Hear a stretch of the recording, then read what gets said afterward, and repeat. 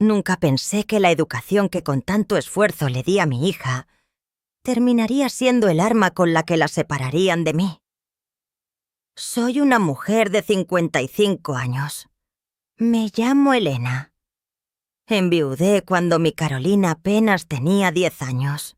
Y desde ese día, mi vida se redujo a 2 cosas: trabajar en mi pequeña panadería y asegurarme de que ella tuviera todo lo que yo nunca tuve. Carolina era una luz, una estudiante brillante, siempre con un libro bajo el brazo, soñando con ser arquitecta. Entró a la universidad con una beca completa. Yo lloré de orgullo el día que me trajo la carta de aceptación. Sentí que todos los madrugones amasando pan a las 4 de la mañana habían valido la pena.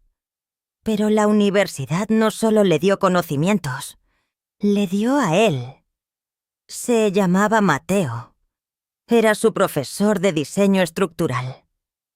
38 años, traje a medida, una sonrisa que parecía comprensiva pero que ahora, recordando, reconozco como una trampa fría y calculada.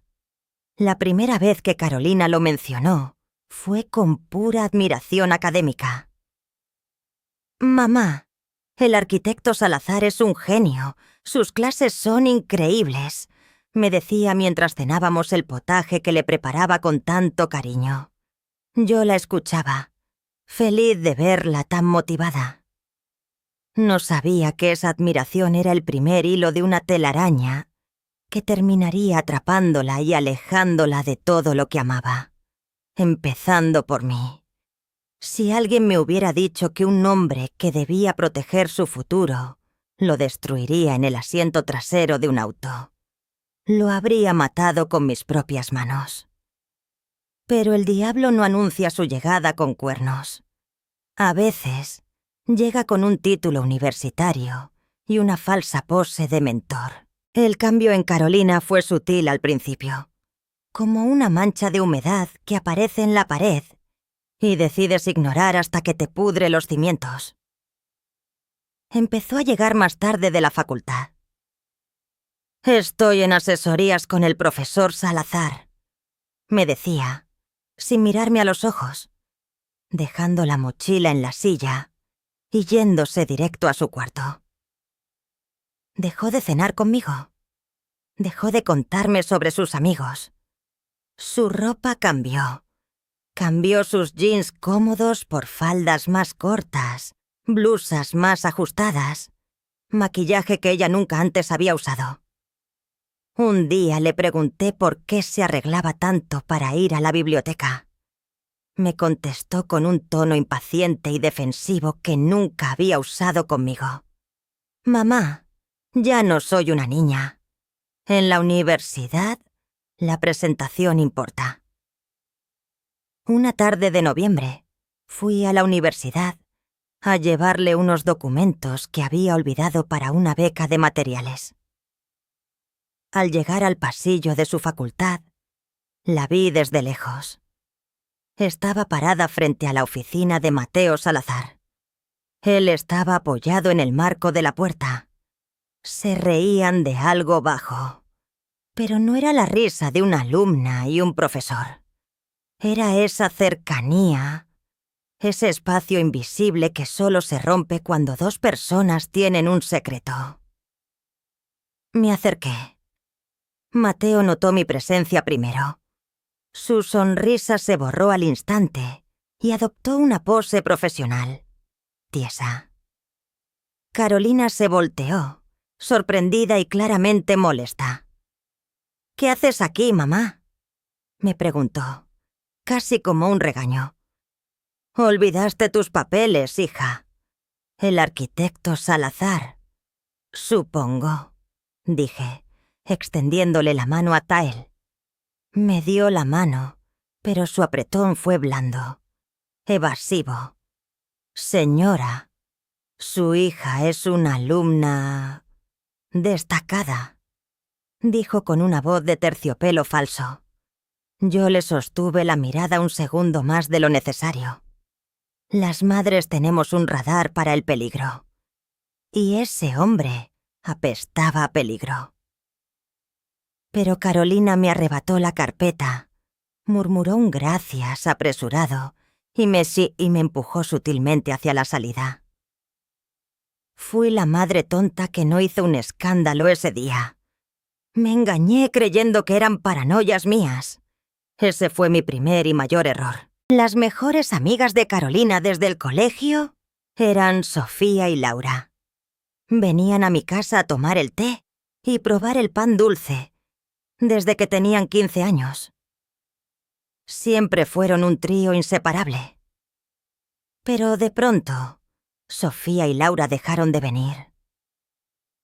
Una mañana, encontré a Laura sola en el supermercado del barrio. La saludé con cariño, preguntándole por qué ya no la veía por la casa. Laura dudó. Miró a Faciastajo, jugando con las llaves en su mano. «Señora Elena, Caro está muy distante», me dijo al fin, en voz baja, como si temiera que alguien nos escuchara. «Estamos preocupadas por ella». Le pregunté por qué. Me agarró del brazo, arrastrándome a un pasillo vacío. Odiaba los chismes, pero la cara de terror y pena de Laura me heló la sangre. «Es el profesor Salazar. No son solo asesorías. Sofía y yo fuimos a una fiesta de la facultad la semana pasada. Caro no llegó con nosotras, llegó tarde, y la vimos bajarse del auto de él. Un Audi negro, 2 cuadras antes de la entrada. Estaban besándose. No era un beso normal, señora Elena. Él la estaba manoseando en el auto.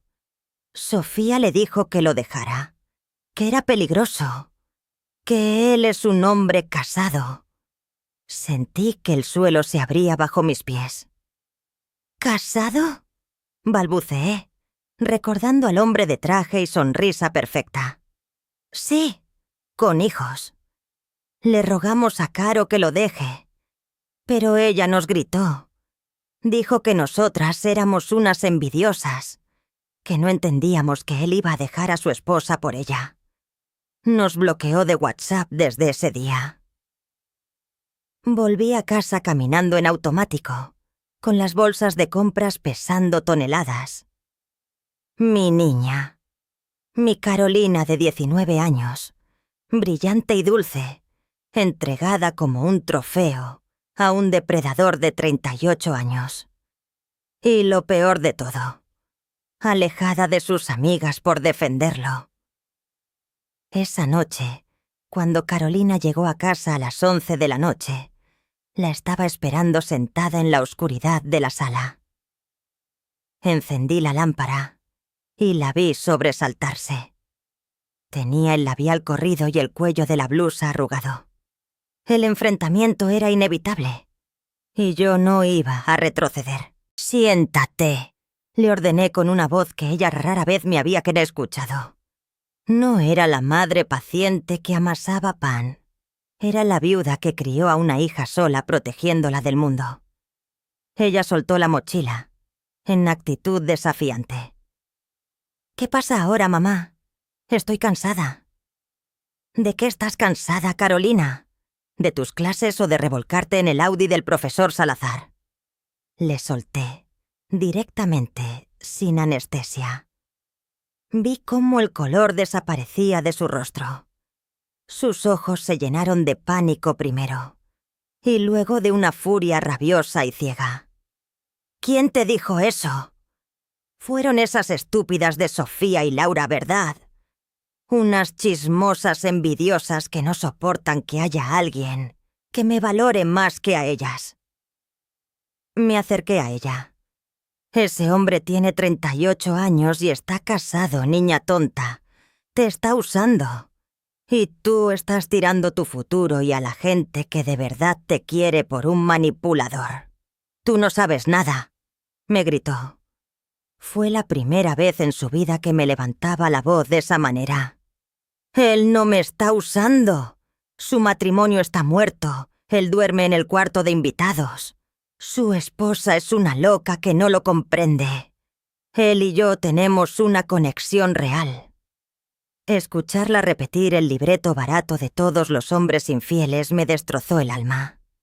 Él no solo las había seducido físicamente, le había lavado el cerebro por completo. Le había inyectado su narrativa victimista. Y mi hija, con su inexperiencia y su corazón noble, se la había tragado entera. «Te prohíbo que lo sigas viendo», le dije, firme, aunque por dentro temblaba. «Mañana mismo iré a Conata de Canatura a denunciarlo por acoso». El terror brilló en sus ojos, pero fue rápidamente reemplazado por la amenaza. «Si vas a la facultad y haces algo en su contra, mamá, me voy de esta casa y no me vuelves a ver en tu maldita vida». Dio media vuelta. Se encerró en su cuarto y le pasó el pestillo a la puerta. Me quedé sola en la sala, llorando en silencio. Había desafiado al monstruo, pero el monstruo ya estaba viviendo en la mente de mi propia hija. A la mañana siguiente, no fue a desayunar. Salió temprano, antes de que yo despertara, dejando una nota fría. «Me voy a clases. No me busques ni intentes arruinar mi vida». Me sentí impotente. Fui a la panadería a trabajar, amasando el pan con furia, golpeando la masa contra la mesa hasta que me dolieron los hombros. No podía solo quedarme de brazos cruzados, pero la amenaza de Carolina era seria. La conocía. Cuando se empecinaba en algo, era terca.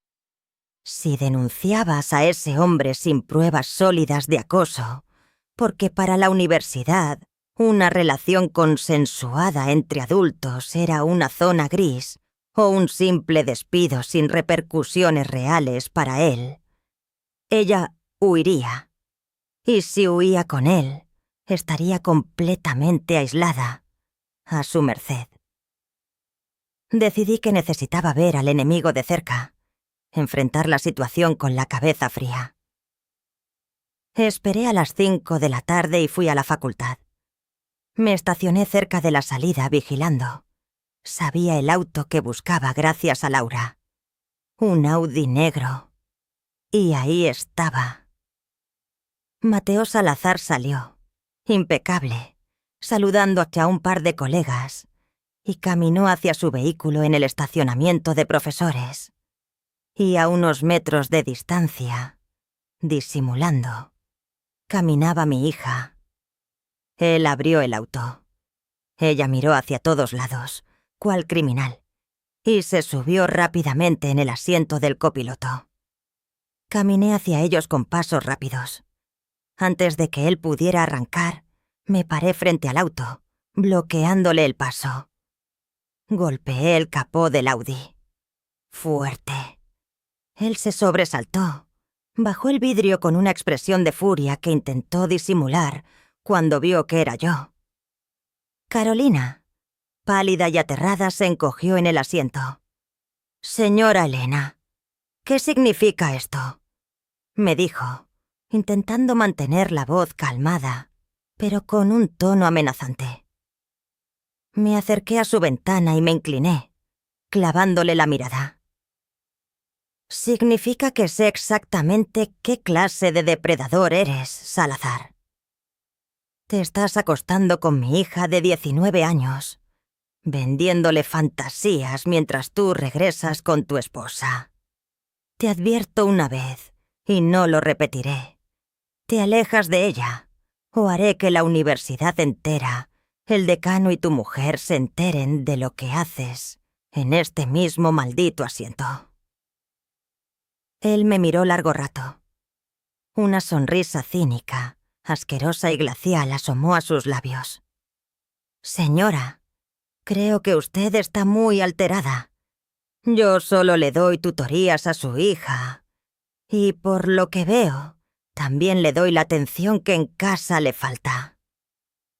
Mi mano voló por reflejo y antes de que pudiera cerrar el vidrio, Le di una bofetada tan fuerte que le dejé la marca de mis dedos en la cara. «Me las pagarás», dijo él, frotándose la mejilla, arrancando el auto y dejando una nube de humo en el estacionamiento de la facultad. Carolina iba en el asiento del copiloto llorando. Sentí que me arrebataban a mi hija frente a mis propias narices. Fui directamente a buscar a Sofía y a Laura. Las encontré en una cafetería cerca del campus, revisando unos apuntes. Me senté con ellas, desesperada. «Necesito la ayuda de ustedes», les dije sin rodeos. Sé que Carolina las bloqueó, pero son las únicas amigas verdaderas que le quedan. Necesito que no le den la espalda ahora. Salazar la tiene completamente envuelta. Sofía me tomó la mano. «Ayer él le compró un teléfono nuevo, señora Elena. Nosotras lo vimos. Caro andaba presumiéndolo en clase, diciendo que su amor le daba lo que merecía, no como...» Se interrumpió, apenada. «No como su madre viuda y pastelera». Terminé la frase por ella, sintiendo el escozor de la humillación, pero más fuerte aún, el terror. La táctica del depredador era de manual. Primero la alaba, luego la aísla de sus amigas. Ahora la aislaba de mí, de nuestra vida modesta, comprándole la lealtad con regalos caros. Y luego la destruye. Laura sintió con tristeza. «Él la está cambiando, señora. Falta casi todas las clases que no son las de él. Sus notas están bajando drásticamente. Caro era la mejor del curso, ahora apenas pasa las materias. Pasa toda la tarde metida en el departamento de soltero que él alquiló para estar tranquilos, lejos de su casa y de usted. Alquiló un departamento para llevarla aquí a ella. La ira que sentí no se parecía a nada que hubiera experimentado antes. Era una ira fría, metódica, primitiva. Agradecí a las niñas y les pedí que me avisaran si Carolina las contactaba. Salí de la cafetería sintiéndome más sola que nunca, pero con un objetivo claro. Iba a destruir a Mateo Salazar, pero para hacerlo tenía que pisar su terreno. Y su terreno era su intocable reputación universitaria y su matrimonio perfecto. Decidí que la bofetada en el estacionamiento fue un error táctico que él aprovecharía en mi contra. Tenía que ser más inteligente. Empecé a seguirlo. Durante 3 semanas, dejé la panadería a cargo de mi empleada y me dediqué a ser una sombra. No fue difícil. La arrogancia hace a los hombres descuidados. Y Mateo Salazar era tan arrogante que se creía intocable. Lo seguí una tarde de martes, cuando Carolina se suponía que estaba en una práctica. El Audi de Salazar se estacionó frente a un restaurante elegante en la zona norte de la ciudad. Pero no bajó con mi hija.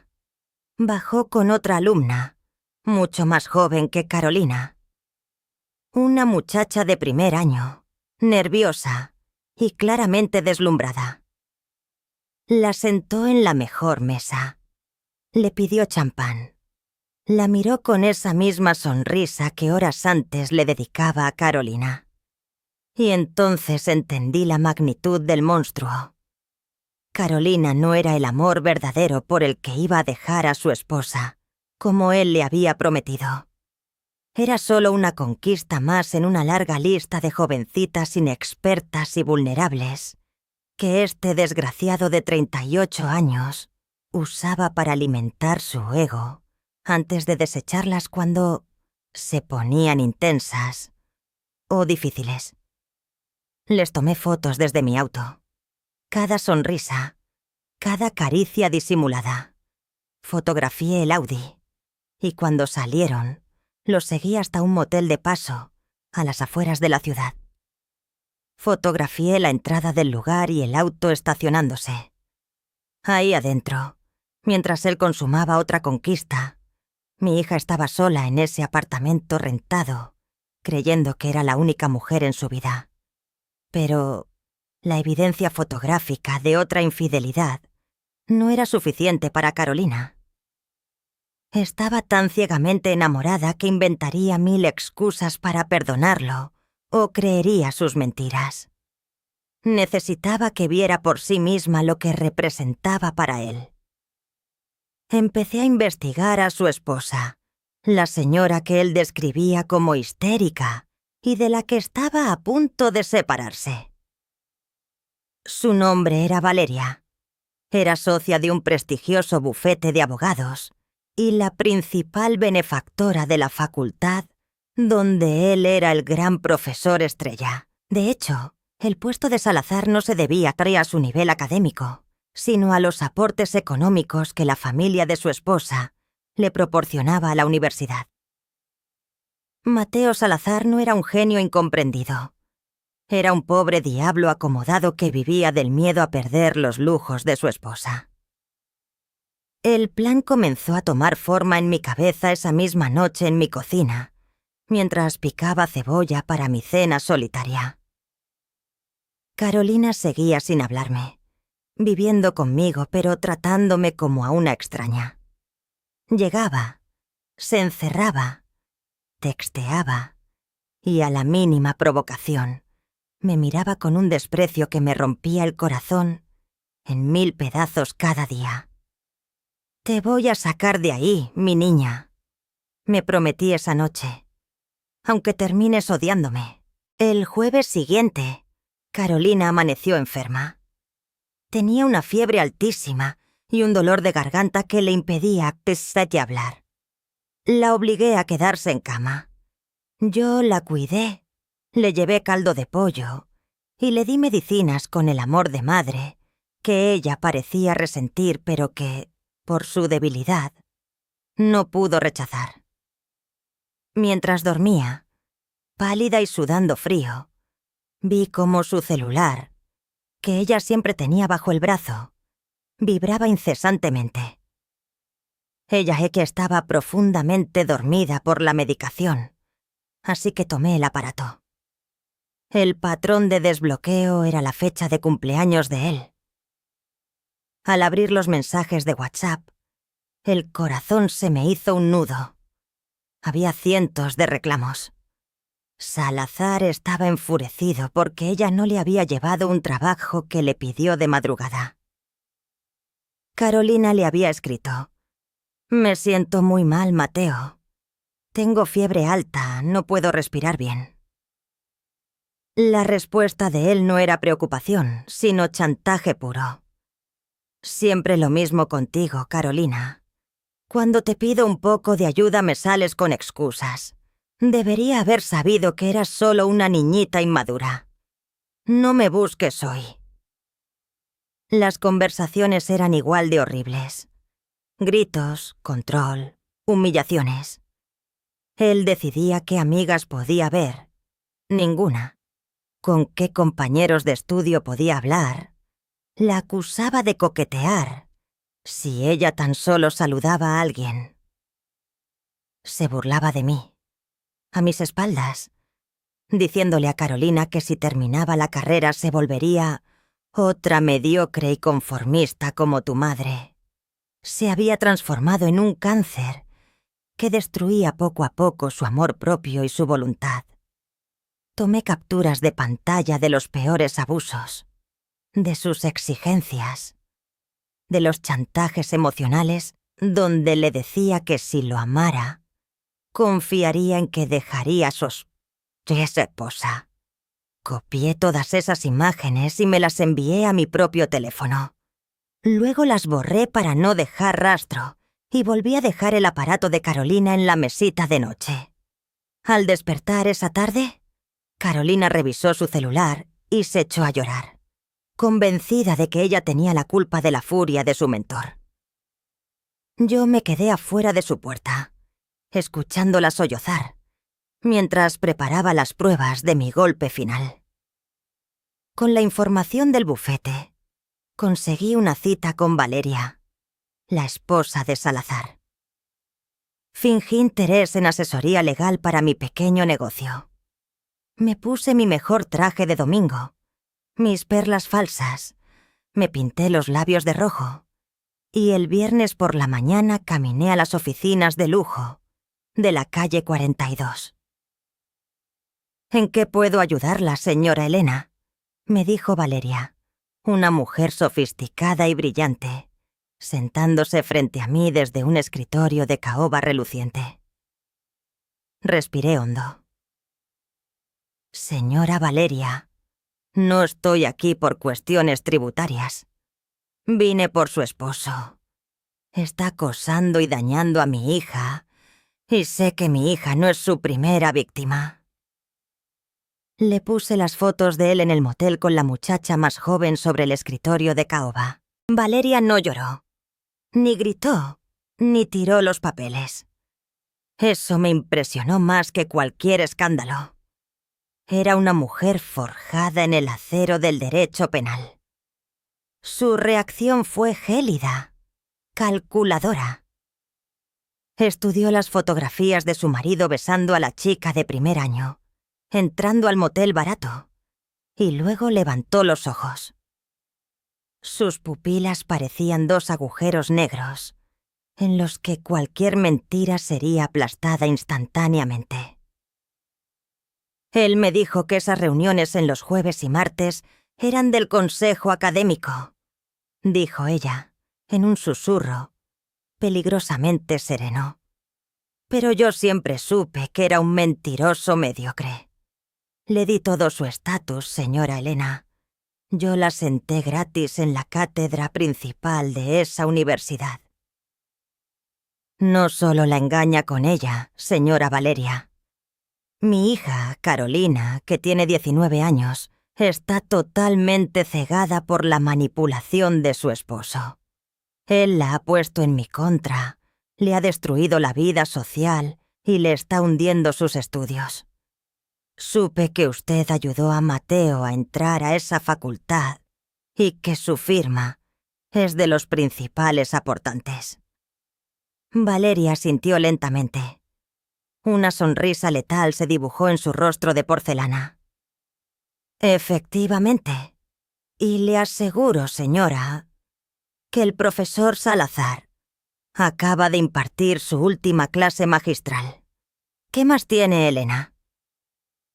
Le entregué una memoria USB que contenía las capturas de los mensajes de abuso psicológico donde maltrataba a Carolina, junto con las direcciones IP y el registro del departamento que él rentaba con el dinero que probablemente venía del patrimonio de la misma Valeria. Valeria tomó el dispositivo y lo conectó en su laptop sin dudarlo. Al revisar la crueldad de su esposo en los mensajes hacia las alumnas, vi que algo más en ella se quebraba. Bajo su fachada de hielo. Era el orgullo vulnerado. Ese infeliz está usando nuestras cuentas conjuntas para estas bajezas. Escupió Valeria con profundo asco, al descubrir de dónde salía el dinero del departamento secreto. Yo solo quiero rescatar a mi hija antes de que la destruya Valeria. Aún es mi niña, y ahora lo odiará, pero debes saberlo.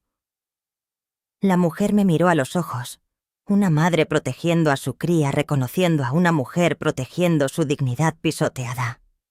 «Mañana en la mañana es la ceremonia de premiación al talento docente en el auditorio central de la universidad», dijo Valeria. «Mi marido recibirá un galardón. Será el momento perfecto para presentar la evidencia. Traiga a su hija. La necesitamos ahí primera fila, Elena». A la mañana siguiente, me aseguré de llevar un desayuno espléndido.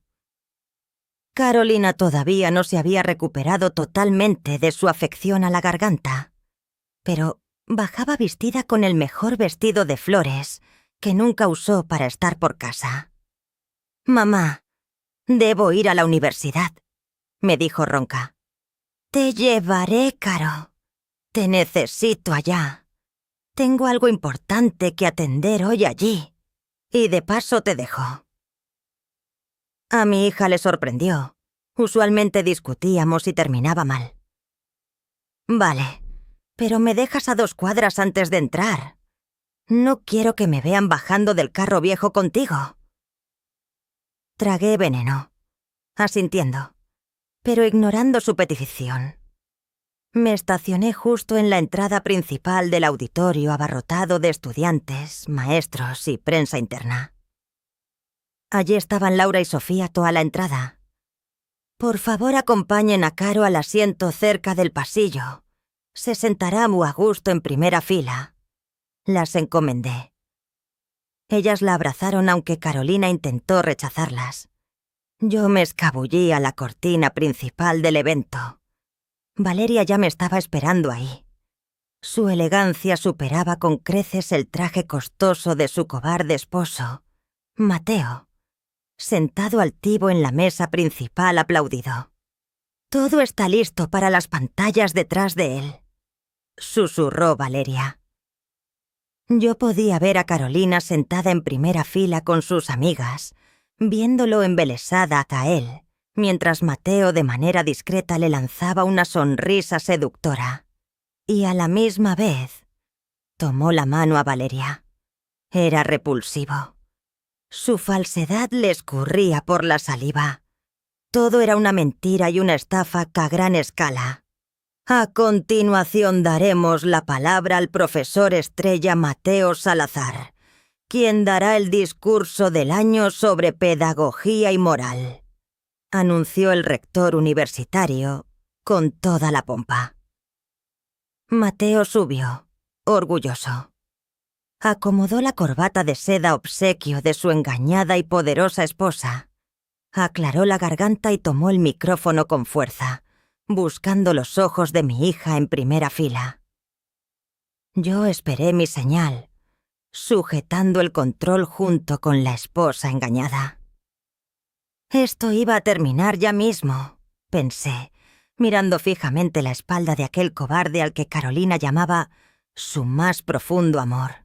«Es para mí un honor profundo», empezó a decir Mateo, con esa voz engolada que tantos estudiantes admiraban. «Recibir este premio que refleja los valores más altos de nuestra institución. La ética, el respeto y la integridad hacia la juventud que formamos». Era el momento. Valeria asintió hacia mí y presionó un botón en el control remoto que llevaba en la mano.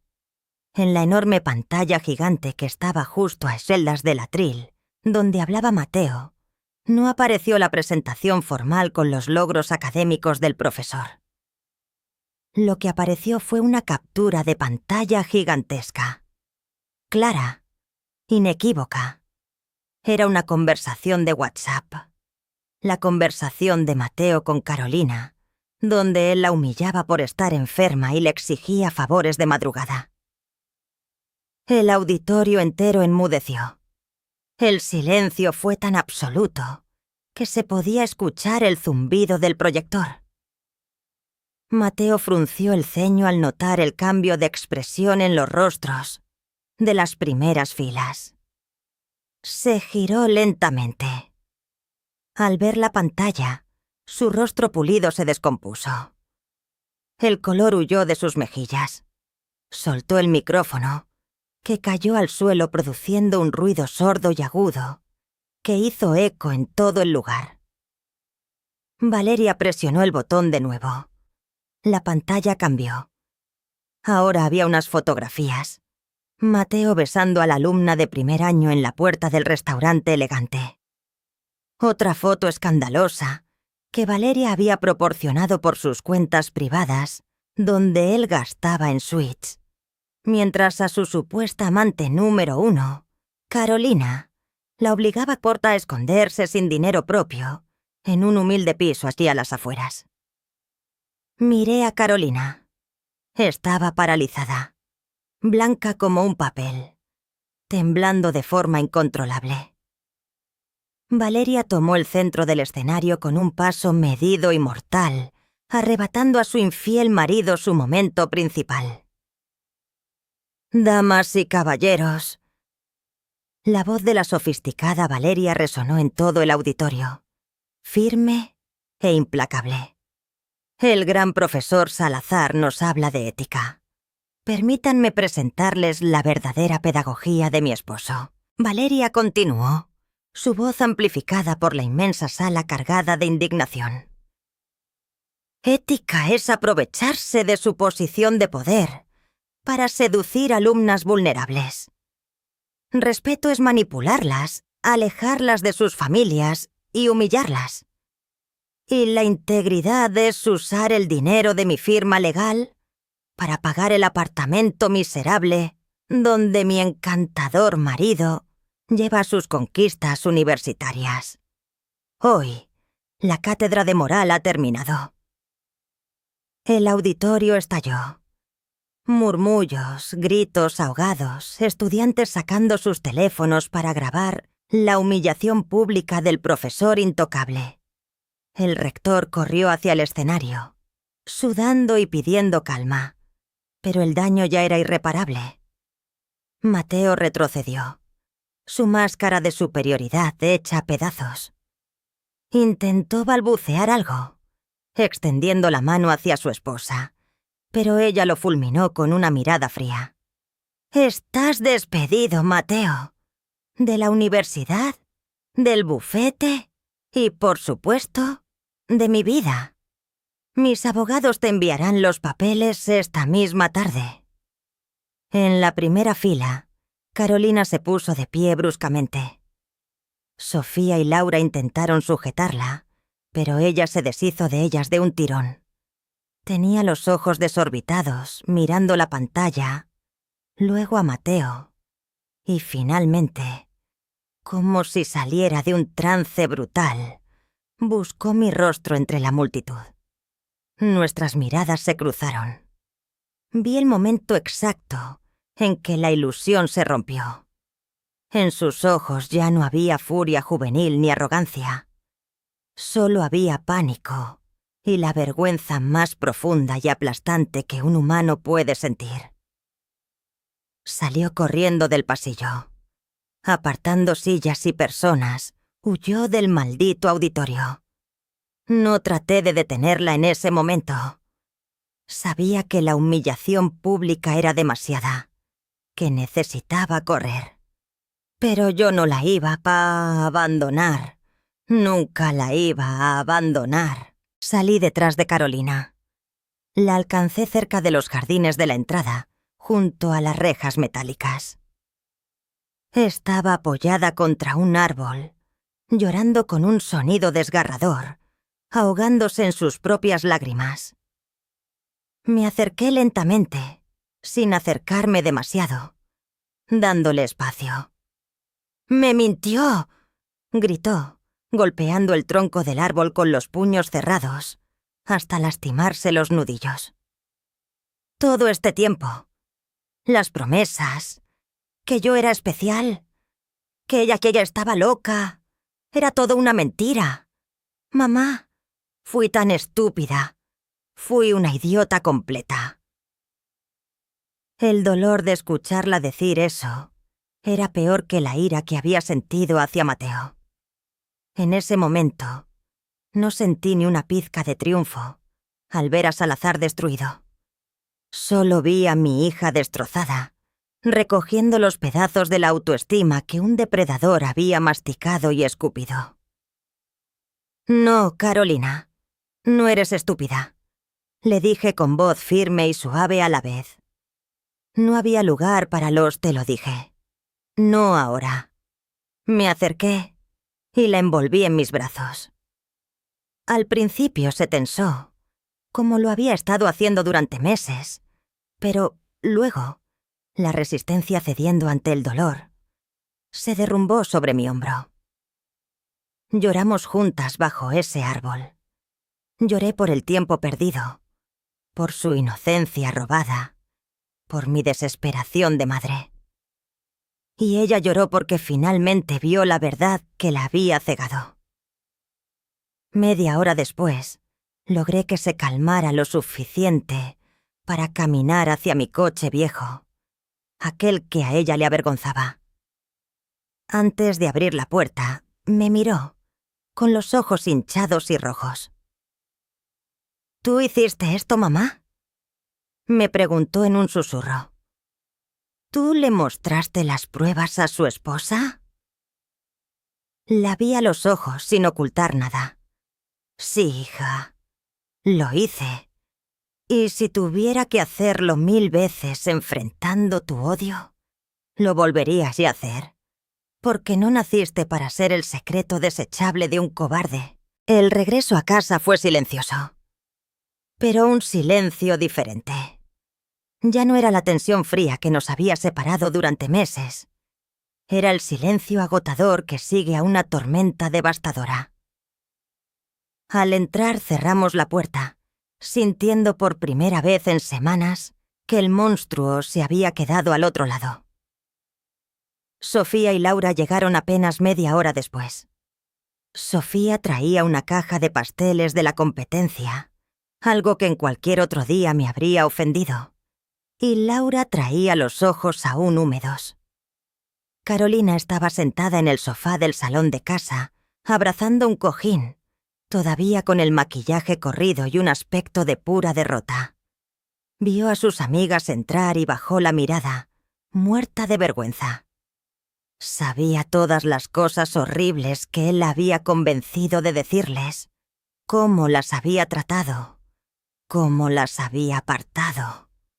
Pero Sofía y Laura no venían a pedir explicaciones. Caminaron directo hacia ella y se sentaron a su lado, una a cada flanco. «Eres idiota, Caro», le dijo Sofía con la voz rota, pasándole un brazo por los hombros y dándole un beso en la sien manchada de lágrimas. «A la próxima vez, avisa antes de que tengamos que armarte un escándalo público para que dejes a un patán narcisista». Carolina rompió a llorar otra vez, pero esta vez enterrando la cabeza entre ambas y pidiendo perdón. Un perdón ahogado por los sollozos de alivio. Verlas juntas de nuevo, la lealtad intacta a pesar de todo el veneno inyectado por Salazar, me hizo volver a creer que habíamos ganado la verdadera batalla. Desde la cocina, puse a calentar agua para té y las dejé solas. La curación empezaba con ellas, reconstruyendo esa red de amigas que el depredador intentó cortar de raíz. Ese era su primer día libre de sus chantajes y humillaciones. Yo sonreí, secándome las manos en mi delantal. Las semanas que siguieron no fueron un camino de rosas, pero, afortunadamente, estaban libres del fantasma de Mateo. Supimos que la universidad, bajo presión pública por los escandalosos eventos de la ceremonia que habían sido subidos a redes sociales, inició una investigación interna masiva, descubriendo años de abusos no denunciados de aquel cínico, despidiéndole de facto por conducta deshonrosa. El divorcio de Valeria no le dejó nada a Mateo. Sin sus influencias y atrapado en el escarnio del mundo académico, su reputación fue permanentemente sepultada. Y con él, murieron los temores de Carolina. Sin embargo, a Carolina le costó tiempo deshacerse de la culpa. Semanas sin apenas dormir, en las que susurraba, avergonzada por lo que nos hizo, por haber sido débil e ingenua, y por haberme despreciado a mí durante el tiempo más oscuro. Pero la universidad hizo justicia también al cambiarle los profesores y reasignarla a turnos y materias que le permitieron enfocarse por fin en su verdadera vocación que una vez tuvo como soñadora, la carrera de arquitectura. Ayer fue la graduación de Carolina. Había pasado todo un lustro desde aquel tormentoso día de noviembre, que ahora recordábamos vagamente, con algo de paz. Ella llevaba la toga, con el ribete azul claro brillando en medio del campo de graduados. Laura y Sofía también se graduaban ese mismo día, en otras facultades de humanidades y diseño. Las tres lanzaron sus birretes al viento soleado mientras la familia entera reía con lágrimas de inmensa felicidad desde las tribunas. Al terminar de lanzar su sombrero al viento, entre miles de jóvenes, Carolina bajó corriendo de los asientos, buscando entre la multitud con impaciencia. «¡Mamá, mamá! ¡Lo he conseguido!». Me abrazó con tanta fuerza que levantó mis pies del pasto de la facultad, en el mismo lugar donde 5 años atrás el dolor y la humillación quemaban nuestros huesos. Hoy solo había pura redención, orgullo sin arrepentimiento alguno. Mi Carolina había vuelto para siempre. Nunca nadie, con sus ínfulas y trajes caros, le borraría la luz. La misma luz que había heredado entre harina fresca y masa batida al amanecer. Los años siguientes a la graduación trajeron una calma que ambas anhelábamos profundamente. Carolina comenzó a trabajar como arquitecta junior en una firma importante de la ciudad. Verla salir cada mañana, con sus planos bajo el brazo y una taza de café en la mano, me llenaba de un orgullo silencioso y constante. Su postura había cambiado. Ya no era la chica asustadiza y manipulable que caminaba a la sombra de un hombre mayor. Ahora pisaba firme, segura de su propio talento y de su valía. A menudo, mientras amasaba el pan en la madrugada, pensaba en lo cerca que estuvimos de perderlo todo.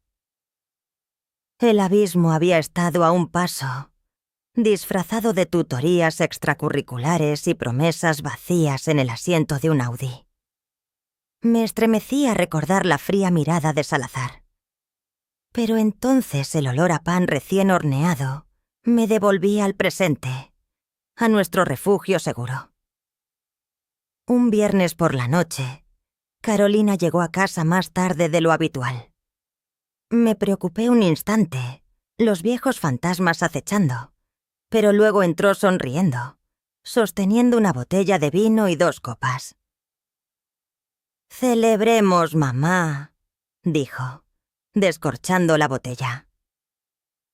«Hoy me asignaron mi primer proyecto como arquitecta principal.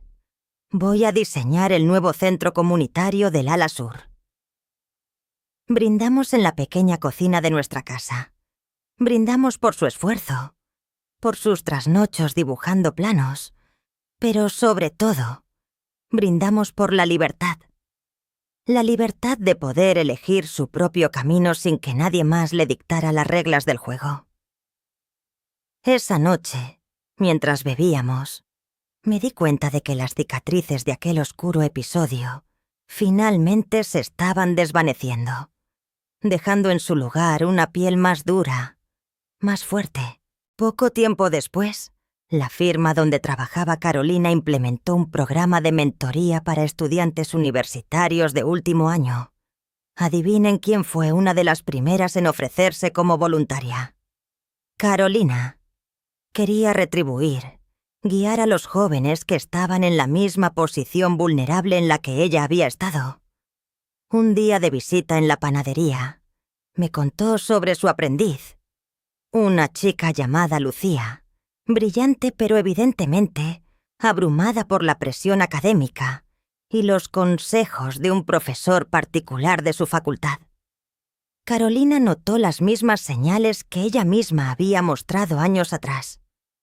El aislamiento, los cambios repentinos de humor, la devoción ciega hacia una figura de autoridad cuestionable. «No voy a dejar que le pase lo mismo, mamá», me dijo Carolina, con una determinación feroz en los ojos. Hablé con ella hoy. Le conté mi historia. Toda. Sin omitir los detalles vergonzosos de cómo me dejé manipular. Me sentí increíblemente orgullosa. Carolina no estaba escondiendo su pasado. Lo estaba usando como un escudo para proteger a otra joven. Al final, logró que Lucía se diera cuenta de la toxicidad de su situación y la ayudó a denunciar al profesor ante las autoridades universitarias, esta vez con todas las de la ley y el apoyo incondicional de su mentora. Ver a Carolina transformada de víctima silenciosa a protectora implacable fue mi mayor victoria como madre.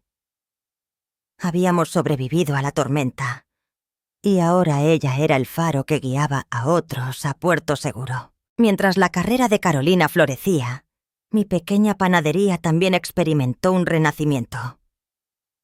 Con el dinero extra que Carolina empezó a aportar a la casa y sus ideas innovadoras de diseño, renovamos el local. Tiramos la pared vieja que nos separaba de la luz del sol, ampliamos el mostrador y pusimos mesas pequeñas para que los clientes pudieran tomar un café con su pan. El día de la reinauguración la panadería estaba repleta. Sofía y Laura, que ahora eran profesionales exitosas también, vinieron a celebrar con nosotras. Incluso Valeria, la ex esposa de Salazar, hizo una breve aparición, comprando una caja de pasteles y dedicándome una sonrisa cómplice y de genuino respeto antes de marcharse en su elegante auto. Esa tarde, mientras limpiaba las mesas al final de la jornada, Carolina se acercó y me abrazó por la espalda. «Gracias, mamá», susurró. «Gracias por no rendirte conmigo, incluso cuando yo misma me había rendido». Me di la vuelta y le acaricié la mejilla, ahora madura y llena de serenidad. «Nunca me rendiría, mi niña. Eres mi mayor orgullo». Miré a nuestro alrededor, a la panadería renovada y llena de luz. Era el símbolo físico de nuestra reconstrucción. Habíamos tomado las ruinas que aquel depredador dejó a su paso y construimos algo hermoso, algo nuestro, algo que nadie podría arrebatarnos jamás. Una noche de lluvia, estábamos sentadas frente a la ventana de nuestro departamento, viendo caer el agua y tomando un té caliente. La conversación fluyó de forma natural hacia el pasado, hacia un lugar oscuro que ya no nos causaba pavor visitar. ¿Alguna vez supiste que fue de él?, me preguntó Carolina, mirando su taza fijamente. No hizo falta decir el nombre. Ambas sabíamos de quién hablaba. Escuché rumores, admití, sincera. Después del divorcio y el escándalo público, ninguna universidad seria lo quiso contratar. Intentó abrir un despacho por su cuenta, pero sus antiguos contactos, aquellos que compartían mesas lujosas con Valeria, le dieron la espalda. Nadie quiere asociarse con el tipo que humilló públicamente a la socia principal de uno de los bufetes más poderosos de la ciudad. Menos por un escándalo tan bajero. Carolina asintió lentamente. Una pequeña sonrisa asomó a sus labios, desprovista de malicia real. Solo una justicia poética y cruda. O sea que el poderoso e intocable profesor Salazar ahora no es nadie. Nadie, confirmé. Y se lo ganó a pulso. Él creía que el poder era poseer a otros rompiendo sus límites. Lo que nunca entendió es que el verdadero poder está en enfrentar a la bestia de cara y no agachar la cabeza. Brindamos con nuestras tazas de té, dejando que el sonido de la lluvia borrara los últimos ecos del nombre de Mateo Salazar. Ya no era una amenaza, ni un fantasma, ni siquiera un recuerdo doloroso. Era solo una advertencia pálida en la historia de nuestra mutua superación. Si alguien me hubiera dicho hace años que el corazón se reconstruye más fuerte en los bordes quebrados, tal vez no habría llorado tantas lágrimas de desespero aquellas madrugadas sobre la masa del pan fresco. Hoy, viendo a Carolina liderar su propio equipo de arquitectos, con esa sonrisa inquebrantable y luminosa, sé que valió todas mis batallas la pena. A ti, que quizás eres una madre y estás viendo a tu hija apagar su propia luz por seguir los caprichos de alguien que la controla. No calles. Sé que el miedo a que te odie es profundo. Sé que duele verla alejada de ti por la ceguera y la astucia del lobo vestido de cordero. Pero más doloroso será ver caer tu tesoro ante las garras afiladas de un depredador del cual tú podías haber sido la muralla protectora. Levanta la voz. Haz escándalos. Busca aliados, no importa qué tan improbables parezcan. Siéntate en la primera fila de la mentira y préndele fuego. Porque los cobardes que manipulan desde la inseguridad solo entienden de silencio. Y cuando hace ruido, sus castillos de naipes caen estrepitosamente. Las hijas pueden enojarse. Pueden incluso intentar huir de nosotras cuando desenmascaramos sus engaños idílicos. Pero al final, cuando todo humo desaparece y quedan solas frente al mundo, sin saber qué rumbo tomar, la mano que buscan para volver a levantarse siempre será la nuestra. Nunca la misma mano que las empujo cobardemente al vacío, sino la mano tenaz, suave, callosa y segura de la madre que nunca cruzó los brazos.